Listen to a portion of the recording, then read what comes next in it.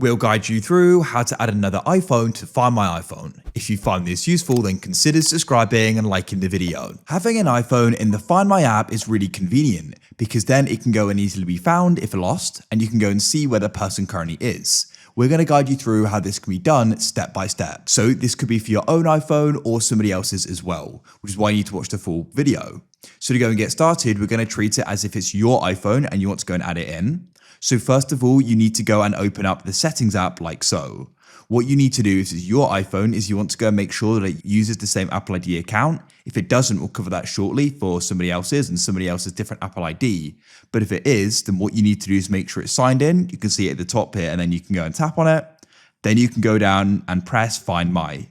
At the top, you can then go and press Find My iPhone, and you can switch on Find My iPhone, and you can go and switch on Find My Network like so, and send last location. Now it will be appearing in the Find My app. Alternatively, if this is somebody else's iPhone and you wanted to go and set this up, so you can go and have it in your Find My app, go and open up settings like so.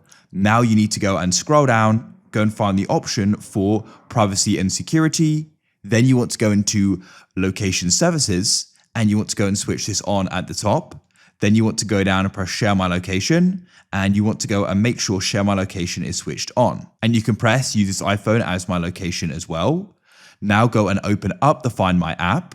At the bottom, you can go and press People, and you can go and press the plus in the top right of the section, and then you can press Share My Location. Choose who you want to go and share it with. You can press the tick in the top right, and then you can choose for how long. When it comes to tracking them in your Find My app, you can either use people or devices depending upon if it's someone else's Apple ID or part of yours.